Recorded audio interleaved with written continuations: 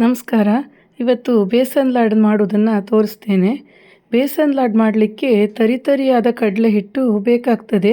ಅಂಗಡಿಯಲ್ಲಿ ಸಿಗುವ ನೈಸ್ ಕಡಲೆ ಹಿಟ್ಟು ಚೆನ್ನಾಗಿ ಬರುವುದಿಲ್ಲ. ಅದಕ್ಕೆ ಒಂದು ಉಪಾಯ ಅಂದರೆ ಮನೆಯಲ್ಲೇ ನಾವು ಕಡಲೆಬೇಳೆಯನ್ನು ಮಿಕ್ಸರಲ್ಲಿ ಪುಡಿ ಮಾಡಿಕೊಂಡು ಗಾಳಿಸ್ಕೊಳ್ಬೇಕು.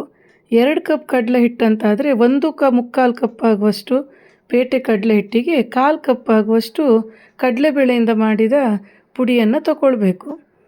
ಮತ್ತು ಅರ್ಧ ಕಪ್ ಆಗುವಷ್ಟು ತುಪ್ಪ, 1 ಕಪ್ ಆಗುವಷ್ಟು ಬೂರ ಸಕ್ಕರೆ.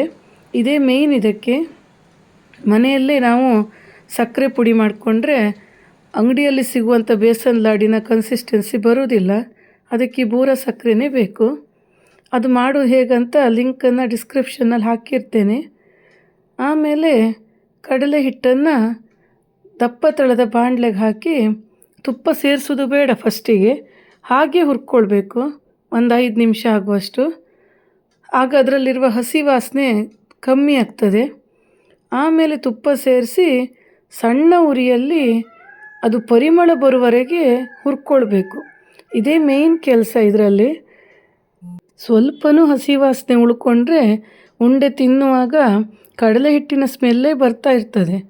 ಅದಕ್ಕೋಸ್ಕರ ನಿಧಾನ ಉರಿಯಲ್ಲೇ ಮಾಡಬೇಕು. ದೊಡ್ಡ ಉರಿಯಲ್ಲಿ ಮಾಡಿದರೆ ಕರಟಿ ಹೋಗಿ ಬಿಡ್ತದೆ ಕಡಲೆ ಹಿಟ್ಟು. ಈ ಥರ ಸೌಟಲ್ಲಿ ಅದನ್ನು ತಿಕ್ಕಿ ಮಾಡಿದರೆ ಫಸ್ಟಿಗೆ ನಮಗೆ ತುಪ್ಪ ಕಡಿಮೆ ಅನಿಸ್ತದೆ. ಆಮೇಲೆ ಈ ಥರ ಕರೆಕ್ಟಾಗಿ ಆಗ್ತದೆ ಹೊಂದ್ಕೊಂಡು. ಅದು ಬಣ್ಣಕ್ಕೋಸ್ಕರ ಒಂದು ಅರ್ಧ ಚಮಚ ಅರಿಶಿನ ಪುಡಿನ ಸೇರಿಸಿದ್ದೇನೆ. ಈಗ ಸುಮಾರು ಒಂದು 10-15 ನಿಮಿಷ ಆಯಿತು ಉರಿಲಿಕ್ಕೆ ಶುರುವಾಗಿ. ಸ್ವಲ್ಪ ಪರಿಮಳ ಬರಲಿಕ್ಕೆ ಸ್ಟಾರ್ಟ್ ಆಗಿದೆ. ಇದಕ್ಕೆ ಪರಿಮಳಕ್ಕಂತ ಒಂದು ಅರ್ಧ ಚಮಚ ಆಗುವಷ್ಟು ಏಲಕ್ಕಿ ಪುಡಿನ ಸೇರಿಸ್ಕೊಳ್ಬೇಕು. ಆಮೇಲೆ ಒಲೆ ಆಫ್ ಮಾಡಿ ಅದನ್ನು ತಣ್ಣಗಾಗಲಿಕ್ಕೆ ಬಿಡಬೇಕು. ಸಂಪೂರ್ಣ ತಣ್ಣಗಾಗಬೇಕು, ಸ್ವಲ್ಪನೂ ಬಿಸಿ ಇರಬಾರ್ದು. ಆಗ ಅದಕ್ಕೆ ನಮ್ಮಿಷ್ಟವಾದ ಡ್ರೈ ಫ್ರೂಟ್ಸನ್ನು ಚಿಕ್ಕದಾಗಿ ಕಟ್ ಮಾಡಿ ಹಾಕ್ಕೊಳ್ಬೇಕು. ಆಮೇಲೆ ಅದಕ್ಕೆ ಸಕ್ಕರೆ ಪುಡಿನ ಬೂರ ಸಕ್ಕರೆಯನ್ನು ಸ್ವಲ್ಪ ಸೇರಿಸ್ತಾ ಚೆನ್ನಾಗಿ ಕಲಿಸ್ತಾ ಹೋಗಬೇಕು. ಸರಿಯಾಗಿ ಹೊಂದಾಣಿಕೆ ಆದ್ರ ಮೇಲೆ ಉಂಡೆ ಕಟ್ಟು ಹದಕ್ಕೆ ಬರ್ತದೆ. ಅದು ಅಕಸ್ಮಾತ್ ಎಲ್ಲಾದರೂ ಉಂಡೆ ಕಟ್ಟುವಾಗ ಒಡೆದು ಹೋಗ್ತದೆ ಅಂತ ಅನಿಸಿದರೆ 2 ಚಮಚ ತುಪ್ಪವನ್ನು ಬಿಸಿ ಮಾಡಿ ಸೇರಿಸ್ಕೊಳ್ಬೋದು. ಈ ಪ್ರಪೋರ್ಷನ್ನು ಕರೆಕ್ಟಾಗಿಯೇ ಬರ್ತದೆ, ಹೆಚ್ಚು ಕಮ್ಮಿ ಆಗೋದಿಲ್ಲ. ಏನಾದರೂ ಹೆಚ್ಚು ಕಮ್ಮಿ ಆದರೆ ಅಕಸ್ಮಾತ್ ಆ ಥರ ಮಾಡ್ಬೋದು. ಕೆಲವರು ರವೆ ಸೇರಿಸಿನೂ ಮಾಡ್ತಾರೆ, ಅದಷ್ಟು ರುಚಿ ಆಗೋದಿಲ್ಲ. ರುಚಿ ಸ್ವಲ್ಪ ನೋಡಿಕೊಂಡು ಹಿಟ್ಟಿಗೆಲ್ಲಾದರೂ ಸಕ್ಕರೆ ಬೇಕನ್ನಿಸಿದರೆ ಮತ್ತು 1-2 ಚಮಚ ಸೇರಿಸ್ಕೊಳ್ಬೋದು. ಈಗ ಉಂಡೆ ಕಟ್ಟಿದರೆ ಆಯಿತು. ಬೇಕಂತ ಇದ್ದರೆ ಈ ಥರ ಸಕ್ಕರೆಯಲ್ಲಿ ಉರುಳಿಸಿ ಇಡ್ಬೋದು.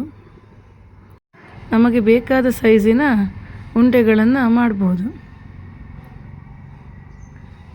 ಈ ರೀತಿ ಎಲ್ಲ ಉಂಡೆಗಳನ್ನು ಮಾಡಿ ರೆಡಿ ಮಾಡಿಕೊಂಡ್ರೆ ಆಯಿತು. ಇದು ಅಂಗಡಿಯಲ್ಲಿ ಸಿಗುವ ಬೇಸನ್ ಲಾಡು ಥರನೇ ಇರ್ತದೆ. ಒಮ್ಮೆ ಖಂಡಿತ ಟ್ರೈ ಮಾಡಿ. ಬೋರ ಸಕ್ಕರೆ ಒಂದನ್ನು ಮೊದಲೇ ಮಾಡಿ ಇಟ್ಕೊಂಡು ಬಿಟ್ಟರೆ ಅರ್ಧ ಗಂಟೆ ಒಳಗೆ ಉಂಡೆ ತಯಾರಾಗ್ತದೆ. ಪ್ರಪೋರ್ಷನನ್ನು ನೆನಪಿಟ್ಟುಕೊಂಡು ಇದೇ ಪ್ರಪೋರ್ಷನ್ನಲ್ಲೇ ಮಾಡಿ. ಆಗ ಒಂದು ಚೂರು ಮಿಸ್ಟೇಕ್ ಆಗೋದಿಲ್ಲ. ಈ ವರ್ಷ ರಾಖಿ ಹಬ್ಬಕ್ಕೆ ಈ ಬೇಸನ್ ಲಾಡು ಮಾಡಿ ಅಣ್ಣ ತಮ್ಮಂದರಿಗೆ ಮನೆ ಮಂದಿಗೆಲ್ಲ ತಿನ್ನಿಸಿ ಹೇಗಾಯ್ತಂತ ಕಮೆಂಟ್ ಮಾಡಿ. ನನ್ನ ಚಾನಲನ್ನು ಲೈಕ್ ಮಾಡಿ, ಈ ರೆಸಿಪಿನ ಶೇರ್ ಮಾಡಿ ನಿಮ್ಮ ಪ್ರೀತಿ ಪಾತ್ರರೊಂದಿಗೆ. ಆಮೇಲೆ ಚಾನಲನ್ನು ಸಬ್ಸ್ಕ್ರೈಬ್ ಮಾಡಿಕೊಳ್ಳಿ. Thank you.